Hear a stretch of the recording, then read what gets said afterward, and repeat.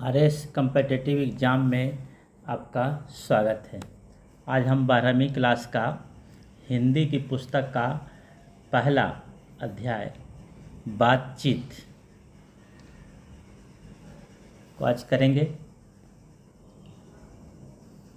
इसकी पूरी कहानी को हम अर्थ सहित समझेंगे। उसके बाद दूसरा पार्ट में इसका हम क्वेश्चन आंसर करेंगे। ये पहला पार्ट है। पहला पार्ट में हम कहानी को समझते हैं। अभी तक मेरे चैनल को सब्सक्राइब नहीं किए हैं तो सब्सक्राइब कर दीजिए, लाइक कर दीजिए, अपने दोस्तों को बता दीजिए जिससे मेरा मनोबल ऊंचा हो सके। बालकृष्ण भट्ट। बालकृष्ण भट्ट इस कहानी के ये निबंध है। इस निबंध का लेखक हैं। बातचीत क्या है? बातचीत एक निबंध है। निबंध है।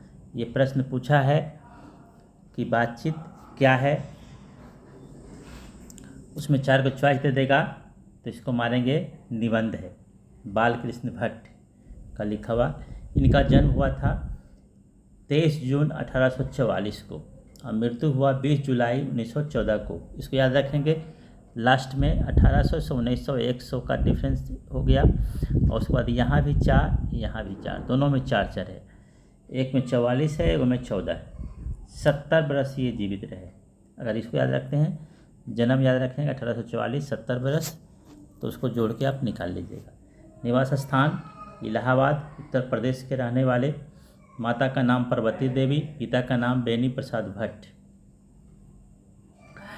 कार्य ये 1869 से लेकर 1875 तक प्रयाग में अध्यापन का कार्य किए। 1877 में हिंदी मासिक पत्रिका निकाले। लिखे कौन? प्रदीप। ये प्रश्न पूछा है। प्रदीप याद रखेंगे इसको। रचना है रहस्य कथा है, इम्पोर्टेंट सब है। नूतन ब्रह्मचारी, हमारी घड़ी, 100 अजान 1 सुजान, इम्पोर्टेंट है। ये परीक्षा में ये पूछा है। नाटक है इनका पद्मावती, शिशुपाल वध, बाल विवाह, एक रोगी और एक वैद्य। इनका महत्वपूर्ण नाटक है एक रोगी और एक वैद्य। उसके बाद प्रहसन। प्रहसन का मतलब होता है जिसमें हंसी आने वाला चीज़, हंसी आने वाला जो है, जैसा काम वैसा परिणाम, नई रोशनी का विष, ये दोनों। इसके बाद निबंध लिखे हैं 1000 से ऊपर निबंध, जो भट्ट निबंध माला निबंध संग्रह है। ये निबंध संग्रह है, इसी में ये सब एक ही जगह संकलित है। अब हम जान लेते हैं ये बालकृष्ण भट्ट क्या है? गद्यकार हैं, गद्य लिखते हैं। ये गद्य ज़्यादा लिखे हैं। बालकृष्ण भट्ट किस युग के रचनाकार हैं? भी आई। ये 1921 में भी, 2021 में भी पूछा है ये प्रश्न। 2021 में ये प्रश्न पूछा हुआ है। बालकृष्ण भट्ट किस युग के रचनाकार हैं? भारतेंदु युग के रचनाकार हैं। सामाजिक समस्या पर ज़्यादा लिखे हैं ये। इनका मुख्य फोकस रहा है सामाजिक समस्या। बालकृष्ण आधुनिक काल के रचनाकार हैं। प्रश्न ये पूछा है कि बालकृष्ण किस काल के रचनाकार हैं? तो आधुनिक काल के रचनाकार हैं। कुछ प्रश्न जो आया हुआ है, आर्ट ऑफ कन्वर्सेशन कहाँ के लोगों में प्रचलित है? ये यूरोप के लोगों में प्रचलित है। बालकृष्ण भट्ट किस पत्रिका का संपादन किया? प्रदीप पत्रिका का संपादन किया। बातचीत के माध्यम से बालकृष्ण भट्ट क्या बतलाना चाहते हैं? बातचीत की शैली बतलाना चाहते हैं। बालकृष्ण भट्ट किस शब्दकोश का संपादन किया था? तो हिंदी शब्दकोश का संपादन किया था। घरेलू बातचीत किसका ढंग है? मन रमाने का ढंग है घरेलू बातचीत। जब तक मनुष्य बोलता नहीं तब तक क्या प्रकट नहीं होता है? मनुष्य का गुण दोष प्रकट नहीं होता है। बेन जॉनसन के अनुसार बोलने से ही मनुष्य के क्या होता है? बोलने से मनुष्य का साक्षात्कार होता है। ये सारे प्रश्न बोर्ड में पूछे हुए हैं। इसको हमने ऑब्जेक्टिव के रूप में बता दिया है। आज हम शुरू करेंगे बातचीत। पहला चैप्टर है बातचीत। बहुत ही महत्वपूर्ण चैप्टर है। इससे 2 नंबर का एक लिखने वाला और ऑब्जेक्टिव में 2 नंबर का, 4 से 5 नंबर का इस चैप्टर से पूछता है। पहला कहता है, इसे तो सभी स्वीकार करेंगे कि अनेक प्रकार की शक्तियाँ जो वरदान की भांति ईश्वर ने मनुष्य को दी है, उसमें वाक शक्ति भी एक है। ईश्वर हम लोगों को कई प्रकार की शक्ति दी है। सूर्य दिया है जिससे प्रकाश होता है, हवा दिया है जिससे हमें सांस लेते हैं, जिंदा रहते हैं, पेड़ पौधे दिए हैं जिससे हमें ऑक्सीजन मिलता है। कई प्रकार की शक्तियाँ दिए हैं ईश्वर हमें, जिसमें एक शक्ति है जिसे कहते हैं वाक शक्ति। वाक मतलब बोलना, शक्ति मतलब ताकत, यानी कि बोलने का ताकत या बोलने की कला जो कहें इसको। यदि मनुष्य की और इंद्रियां अपनी शक्तियों में अविकल रहती और वाक शक्ति मनुष्य में न होती, तो हम नहीं जानते कि इस गूंगी सृष्टि का क्या हाल होता। अगर मनुष्य बोलता नहीं, शांत रहता और प्रकृति भी शांत रहता, तो पता नहीं इस सृष्टि का क्या हाल होता, इसका अनुमान नहीं लगाया जा सकता है। सब लोग लूंज पूंज से हो मानो कोने में बैठा दिए गए होते, और जो कुछ सुख दुख का अनुभव हम अपनी दूसरी इंद्रियों के द्वारा करते, उसे अवाक होने के कारण आपस में एक दूसरे से न कुछ कहा सुना कर सकते। कहता है कि अगर हम बोल नहीं सकते नहीं बोलते, तो हम क्या करते, अपनी भावनाओं को कैसे व्यक्त करते। आज जैसे पेड़ पौधे हैं, जानवर हैं जो बोलते नहीं हैं, उनको तकलीफ़ भी होता है तो वो अपनी तकलीफ़ को व्यक्त नहीं कर पाते हैं, खुशी होता है तो खुशी को व्यक्त नहीं कर पाते हैं। इसी तरह से हम लोग भी उसी तरह से हो जाते। फिर कहता है, इस वाक शक्ति के अनेक फायदों में स्पीच, वक्तृता और बातचीत दोनों हैं। इसमें कहता है कि स्पीच, वक्तृता और बातचीत। स्पीच, वक्तृता का मतलब होता है किसी पर भाषण देना, किसी चीज़ पर भाषण देना, और बातचीत मतलब 2 लोगों के बीच बातचीत या 2 से ज़्यादा लोगों के बीच बातचीत। लेखक यहाँ 2 लोगों के बीच जो बात होता है उसी बात का यहाँ जिक्र करते हैं। बातचीत में वक्ता को नाज नखरा जाहिर करने का मौका नहीं दिया जाता है, नहीं दिया जाता है कि वह बड़े अंदाज में गिन कर पाँव रखता और पुलकित पर खड़ा हो और पुण्यवाचन या नांदी पाठ की भांति घड़ियों तक मजलिस चेयरमैन, लेडीज एंड जेंटलमैन सरस्तुति करावे, और तब किसी तरह वक्ता आराम। जैसे कहीं कोई भाषण देता है तो वहाँ हम लोग करते हैं लेडीज एंड जेंटलमैन, सबको संबोधित करते हैं। यहाँ संबोधित करने का कोई 2 व्यक्ति के बीच में अगर बात हो रहा है, संबोधन का कहीं कोई जगह नहीं होता है। फिर कहता है, जहाँ कोई मर्म या नोक की चुटीली बात वक्ता महाशय के मुख से निकली कि ताली ध्वनि से कमरा गूंज उठा। अगर कोई वक्ता कुछ बात बोल दिया, कोई डायलॉग बोल दिया, कुछ ऐसा बात बोल दिया, तो उस पर लोग क्या करते हैं, ताली बजाते हैं। इसलिए वक्ता को खामखा ढूंढकर कोई ऐसा मौका अपनी वक्तृता में लाना ही पड़ता है जिसमें करतल ध्वनि अवश्य हो।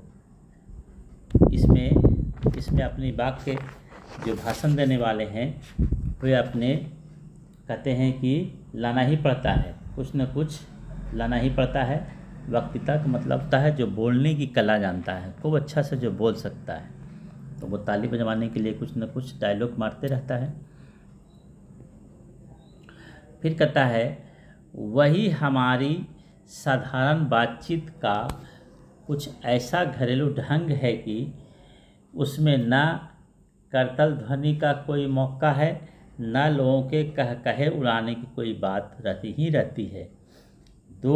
हम दो आदमी प्रेम पूर्वक संलाप कर रहे हैं, कोई चुटीली बात आ गई तो हंस पड़े। मुस्कुराहट से होठों का केवल फड़क उठना ही इस मंशा का अंतिम सीमा है। दो आदमी जहाँ बातचीत कर रहे हैं तो दोनों एक दूसरे की भावना के अनुसार अपना संवेदना व्यक्त करते हैं। अगर मुस्कुराने की बात है तो मुस्कुराते हैं, हंसने की बात है तो हंसते हैं, क्योंकि यहाँ दो व्यक्ति के भावनाओं का आदान प्रदान होता है। स्पीच का उद्देश्य सुनने वालों के मन में जोश और उत्साह पैदा कर देता है। स्पीच आपको एकदम देखिए, भगत सिंह जो भाषण देते हैं, भगत सिंह को जो भाषण देते थे तो लोगों में जोश पैदा कर देते थे। सुभाष चंद्र बोस जो भाषण देते थे जोश पैदा कर देते थे। यानी स्पीच जो होता है वो लोगों में जोश और उत्साह पैदा कर देता है। घरेलू बातचीत में मन रमाने का ढंग है, बहुत ही इम्पोर्टेंट, ये पूछता है बार बार सवाल। घरेलू बातचीत किसका ढंग है? तो मन रमाने का ढंग है। मन रमाने यानी कि घर की बातचीत करते हैं तो मन लगता है, सुनते हैं। इसमें स्पीच की वह संजीदगी बेकदर हो धक्के खाती फिरती है। इसमें स्पीच वाला बात नहीं होता है। दो लोगों का बातचीत और स्पीच के बातचीत में काफ़ी अंतर होता है। जहाँ आदमी की अपनी ज़िंदगी मज़ेदार बनाने के लिए खाने पीने चलने फिरने आदि की ज़रूरत है। कहता है जहाँ आदमी को ज़िंदगी मज़ेदार बनाने के लिए हम लोग क्या करते हैं, कहीं घूमने जाते हैं, अच्छा चीज़ खाते हैं, है ना, उसके बाद चलते हैं। इससे हमारा ज़िंदगी रोचक बनता है, अच्छा बनता है। वहाँ बातचीत की ही उसको अत्यंत आवश्यकता है। ये सब चीज़ करते हैं तो ज़िंदगी रोचक बनता है, लेकिन अगर उसमें बातचीत को जोड़ देते हैं तो रोचक और भी बन जाता है, और रोचक हो जाता है बातचीत करने से। जो कुछ मवाद या धुआं जमा रहता है वह बातचीत के जरिए भाप बनकर बाहर निकल जाता है। किसी के मन में अगर कोई बातचीत के द्वारा अगर कोई बात निकल गया तो मन हल्का हो जाता है। यानी कोई मवाद है, कोई अब मन में बात है, धुआं है, कोई चीज़ जमा हुआ है दिमाग में। किसी को अगर कोई खुशी मिल जाए, कोई खुशी मिले और वो खुशी को बताने वाला कोई नहीं हो तो उस खुशी को अंदर अंदर घुटन महसूस होने लगता है। कोई बात अगर मन में हो और उसको अगर हम बता देते हैं किसी को तो इससे चित्त हल्का और स्वच्छ परम आनंद महसूस होता है। चित्त हल्का हो जाता है और आनंद का महसूस होता है। बातचीत का भी एक ख़ास तरह का मज़ा होता है। बातचीत करने का एक अलग मज़ा है। कोई एक अपना आदमी होता है, दोस्त होता है, करीबी होता है, जिससे लोग अपना दिल की बात कहते हैं, सुनाते हैं, जिससे उनका मन हल्का हो जाता है। जिनको बातचीत करने की लत पड़ जाती है वे इसके पीछे खाना पीना भी छोड़ देते हैं। अगर बातचीत करने का, गप करने का, अगर दो लोगों में दोस्ती हो गया और दोनों को बात करने का अगर आदत हो गया तो उसमें खाना पीना भी भूल जाते हैं कि खाना खाए हैं कि नहीं खाए हैं।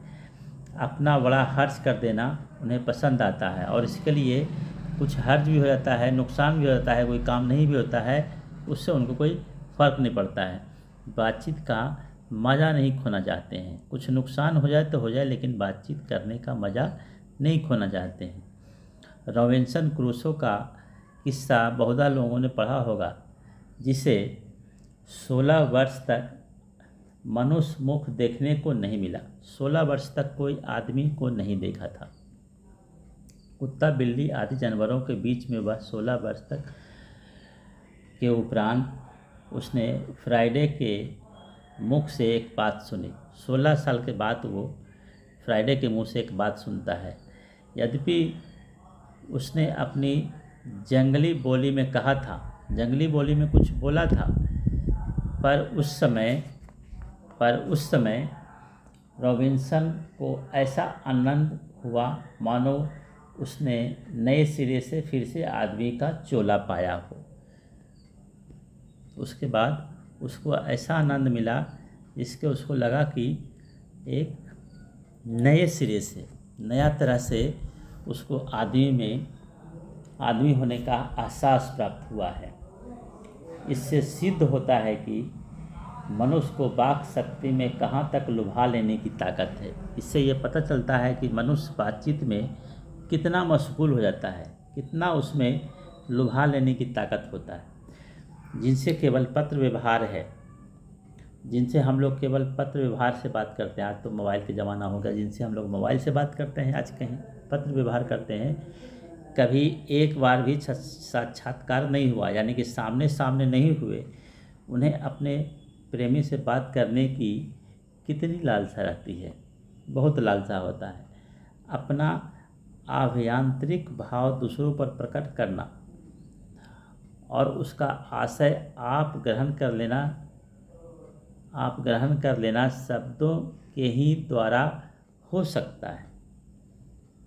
सच है, जब तक मनुष्य बोलता नहीं तब तक उसका गुण दोष प्रकट नहीं होता है। बहुत ही इम्पोर्टेंट, ये बार बार ये पूछता है जगह से प्रश्न कि मनुष्य को नहीं बोलने से किस दोष के बारे में पता नहीं चलता है।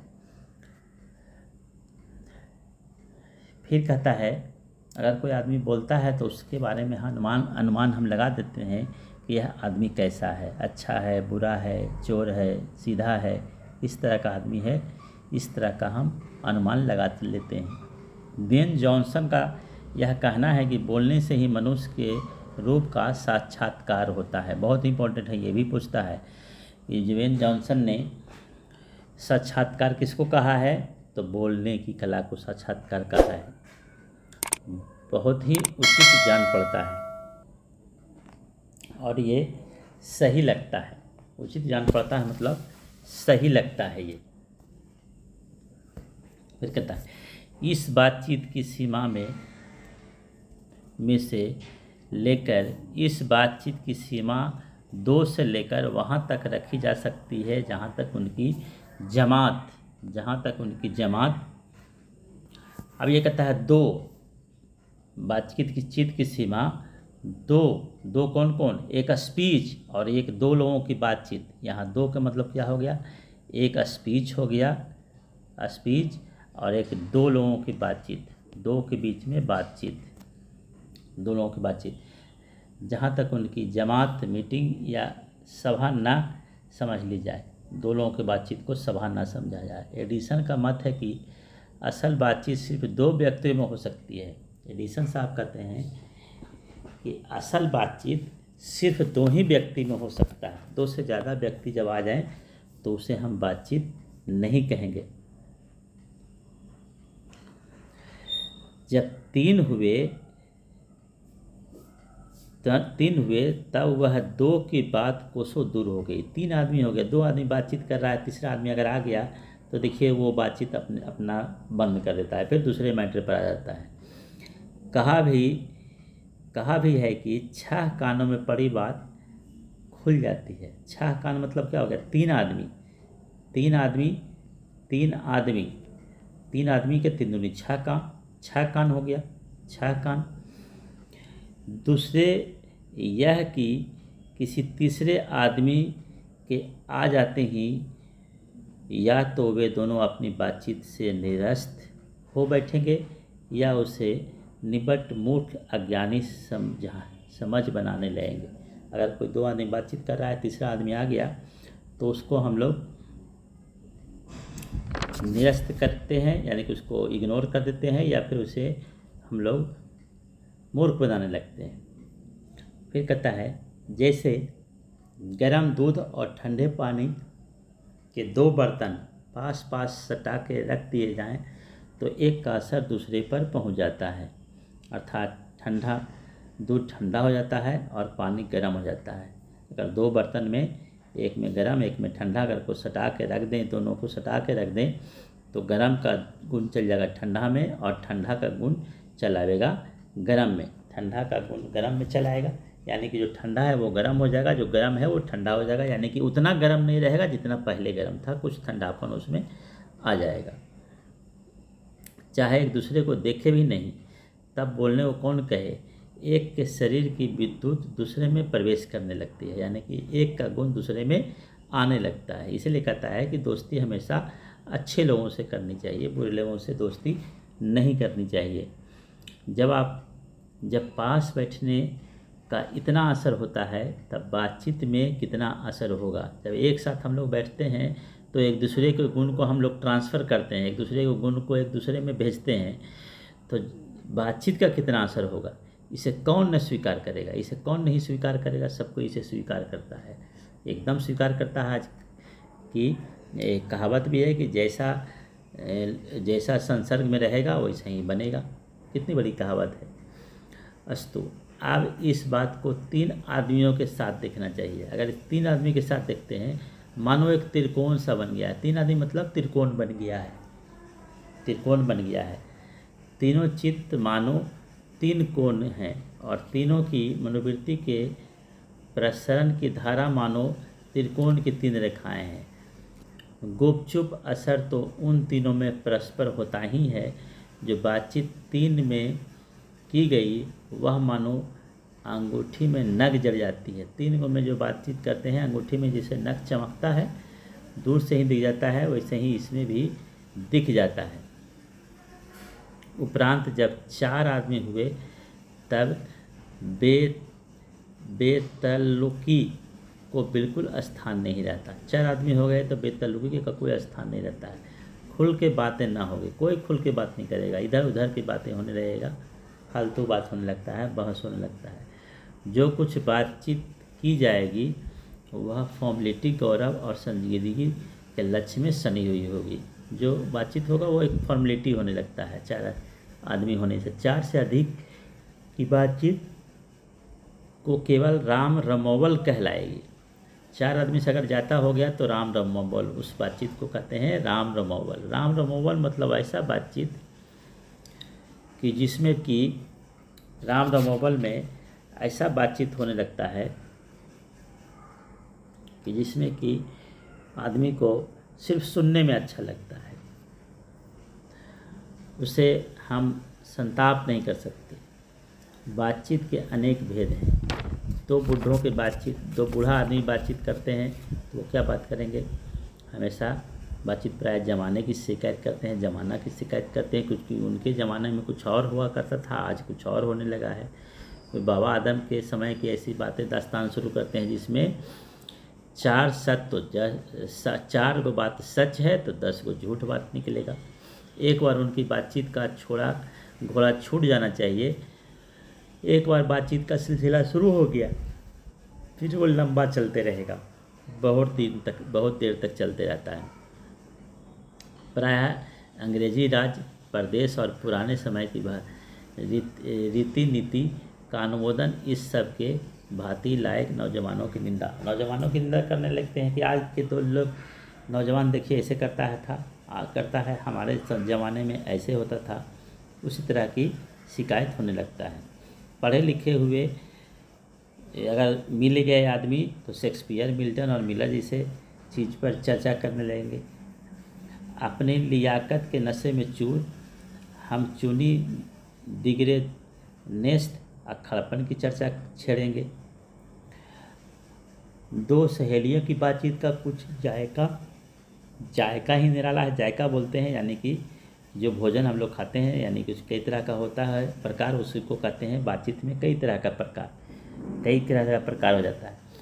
रस का समुद्र मानो चला आ रहा है, इसका पूरा स्वाद उन्हीं से पूछना चाहिए जिन्हें ऐसे की रस सनी बात सुनने को कभी भाग्य लड़ा है, कभी सुनने को मिला है, वही इसका स्वाद हमको बता सकते हैं।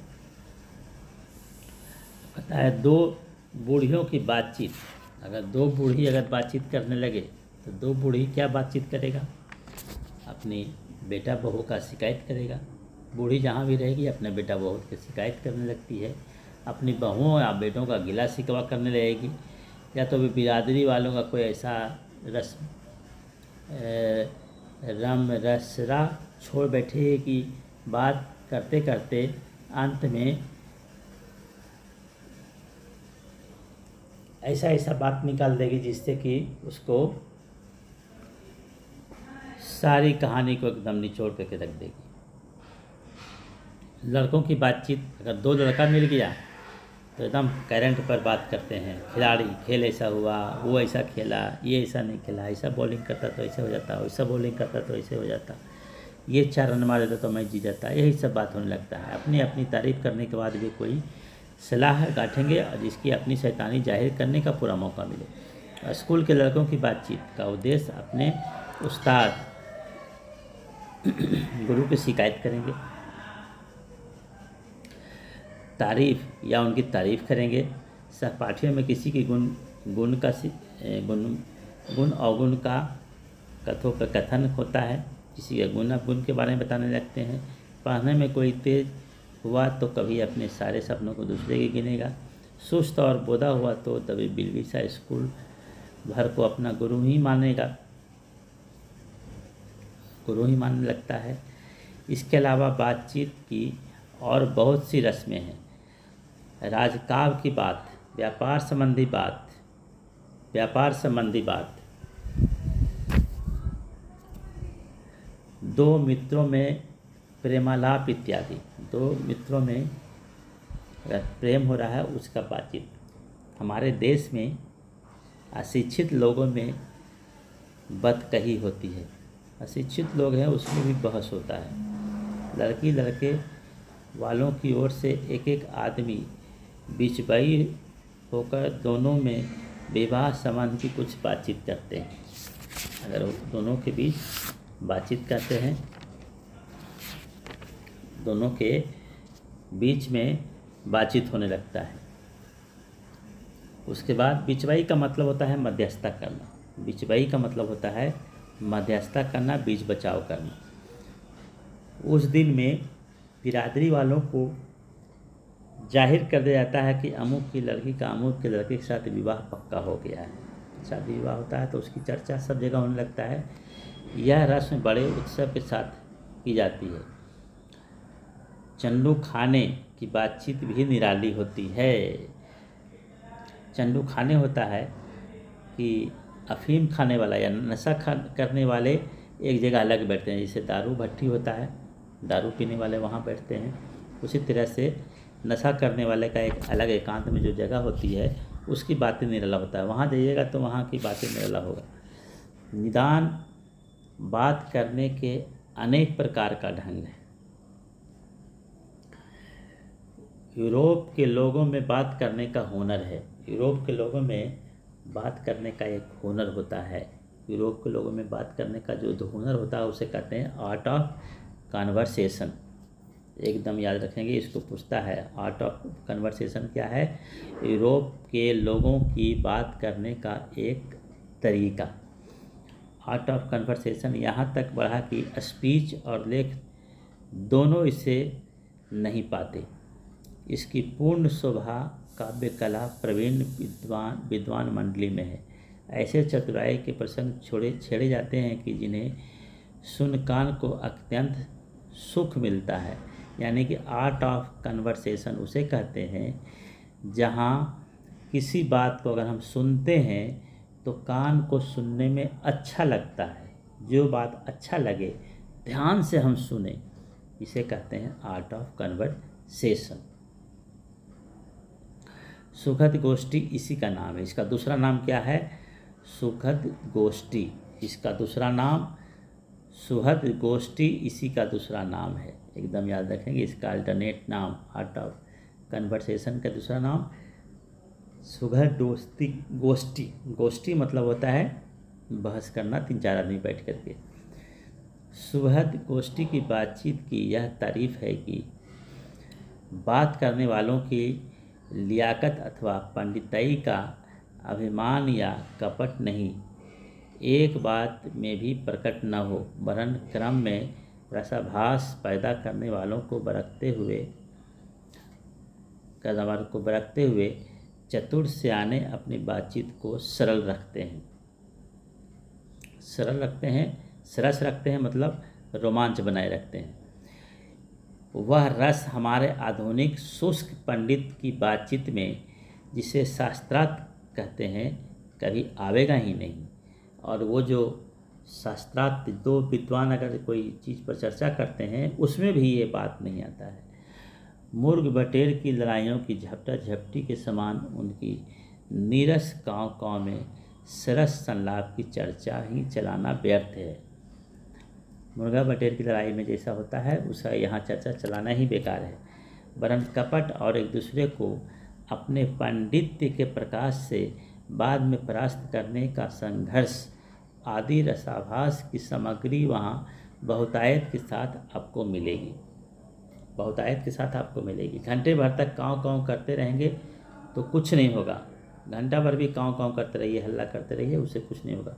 बड़ी बड़ी कंपनी और कारखाने आदि बड़े से बड़े काम इसी तरह पहले 2-4 दिली दोस्तों का बातचीत से शुरू करते हैं, उपरांत बढ़ते बढ़ते यहाँ तक पहुँच जाते हैं कि हरों मनुष्यों की जीविका चलने लगती है। यानी कि फैक्ट्री में जैसे शुरू होता है, कोई फैक्ट्री लगा तो उसमें 2-4 आदमी शुरू में काम कर रहा है, धीरे धीरे बढ़ते बढ़ते बढ़ते बढ़ते वो बहुत बड़ा मल्टीनेशनल कंपनी बन जाता है और उससे लाखों की आमदनी होने लगती है। और मल्टीनेशनल कंपनी हो गया तो उसमें ढेर सारा आमदनी होने लगेगा। 25 वर्ष के ऊपर वाले की बातचीत अवश्य ही कुछ न कुछ सारगर्भित होती है। 25 वर्ष से ऊपर अगर कोई बातचीत कर रहा है तो उसमें कुछ न कुछ सारगर्भित बात होगा। उसमें 25 वर्ष से जो लोग बात करते हैं उसमें सारगर्भित बात होता है, यानी कि जिसमें कुछ सार या कुछ तत्व होता है। सारगर्भित का मतलब होता है कि जिसमें कुछ तत्व हो, कोई बात हो, किसी मुद्दे पर बात हो, किसी चीज़ पर बात हो, उसे कहते हैं सारगर्भित।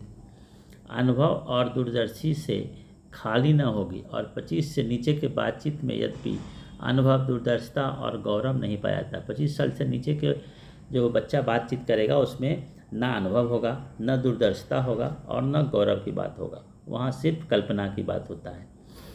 इसमें एक प्रकार का ऐसा दिल बहलाव और ताजगी रहती है जिसकी मिठास उससे 10 गुनी बढ़ी चली होती है। लेकिन इसमें ऐसा दिल बहलाव का वातावरण और मिठास होता है कि उससे 10 गुना ये ज़्यादा इसमें बढ़ा चढ़ा करके होता है, आनंद आता है। यहाँ तक कि हमने बाहरी बातचीत का हाल लिखा है। यहाँ तक हमने, अब यहाँ लेखक कहते हैं, बालकृष्ण भट्ट जी कहते हैं कि यहाँ तक हमने बाहरी बातचीत का हाल लिखा है। बाहर से जो बातचीत करते हैं 2 आदमी, 3 आदमी, 4 आदमी, 5 आदमी या कोई गुट में स्पीच, इस पर अभी तक हम लोग बातचीत किए हैं। यहाँ से देखिए, अब जो लेखक हैं बालकृष्ण भट्ट साहब, वो कहते हैं कि जिसमें दूसरे फरीक के होने